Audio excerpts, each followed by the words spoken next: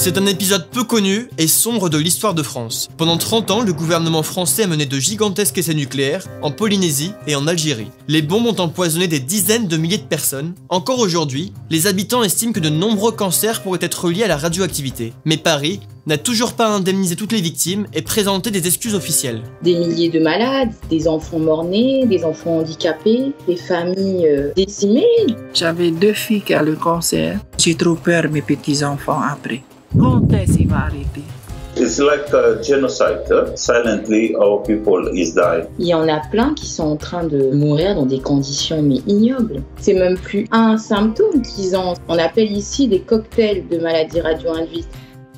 Entre 1966 et 1996, près de 200 bombes ont explosé en Polynésie française, dans un territoire vaste comme l'Europe. L'objectif était simple, doter la France de bombes nucléaires performantes. Certaines, bien plus puissantes qu'Hiroshima, ont été larguées à l'air libre. D'autres ont été testées dans des souterrains. Sur leur passage, les puits nucléaires ont tout irradié. Eau, légumes, poissons. Mais les populations n'ont ni été averties du danger, ni évacuées du territoire, comme l'explique cette jeune maman, atteinte d'une leucémie. On leur disait, on va aller dans nos bunkers, mais toi tu peux aller sous le bananier, ne t'inquiète pas. On les accueillait à coups de couronnes de fleurs et de danse. On disait merde ici en plus et on chantait à nos enfants de la patrie. Non mais...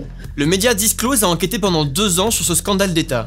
Grâce aux archives et à des modélisations, ils ont pu prouver que les autorités françaises avaient caché la vérité pendant des décennies. Contrairement au discours officiel, la quasi-totalité des habitants de l'époque auraient été irradiés. On s'est rendu compte que les doses étaient 2 à 10 fois supérieures à ce que l'État voulait bien dire. À l'époque, on connaissait les dangers du nucléaire militaire. C'est hyper cruel parce qu'en fait, on voit ce double discours aujourd'hui, on est en mesure de le documenter. Selon les estimations, les femmes polynésiennes âgées entre 40 et 50 ans auraient le taux de cancer de la thyroïde le plus élevé au monde. Le président de l'archipel a dénoncé en mars 60 ans de propagande d'État et d'intimidation. On a été empoisonnés dans nos entrailles. On a fait exploser 193 essais nucléaires pour la grandeur de la France. Maman,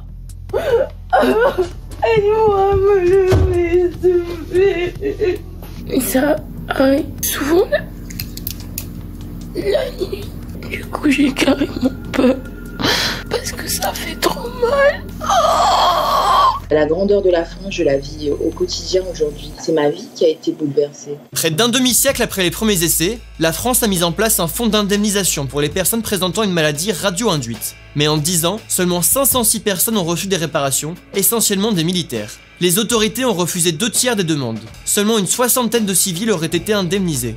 On a créé un système d'indemnisation qui n'indemnise quasiment personne, qui est très administratif et compliqué, et qui finalement est très loin en fait de la vie des gens là-bas, quoi. Pour faire pression sur Paris, des leaders indépendantistes ont déposé en 2018 devant la Cour pénale internationale une plainte pour crimes contre l'humanité en parlant de colonialisme nucléaire. Certains proposent aujourd'hui de débaptiser les lieux rendant hommage aux présidents Chirac et De Gaulle et d'enseigner l'histoire des essais à l'école. D'autres exigent qu'un tribunal nucléaire indépendant et géré par l'ONU soit mis en place. Il y a des jeunes Polynésiens aujourd'hui qui ne veulent pas faire d'enfants de peur de transmettre quelque chose. L'idée, c'est qu'on a du poison qui coule dans nos veines. Pour apaiser les tensions, le gouvernement français a invité à Paris une délégation polynésienne en juillet 2021. Mais les principales associations de victimes ont boycotté l'événement. Elles ont organisé à la place une contre-table ronde et une manifestation à Papeete. La moindre des choses aurait été que la France se déplace quand même pour en parler. Doivent se dérouler chez nous. Les essais ont eu lieu en Polynésie. Sur l'ensemble de la Polynésie, nous n'avons que 3 scanners publics. Mais ils sont faux.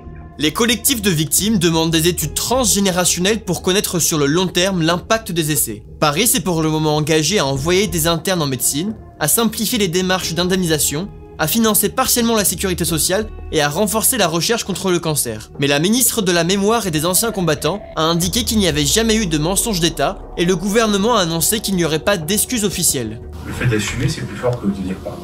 Si c'est un débat qui se politise autour des mots, je le refuserai. L'État va remettre de l'argent et quelques millions d'euros. Quand on fait quelque chose et que les lignes bougent, il faut aussi savoir reconnaître qu'elles bougent. Le silence de l'État a laissé la place à des théories fausses. Nous n'avons rien à cacher. Là, je me dis, ils continuent de se moquer de nous. Bien sûr qu'il y a eu un mensonge d'État. Pour moi, c'est encore nous prendre pour des moins que rien. Il n'y a pas eu plus d'avancées. Les victimes contactées par Agiplus en Polynésie s'inquiètent d'un coup de communication à l'approche de la présidentielle. Elles ont fait part d'un manque de concret dans les annonces.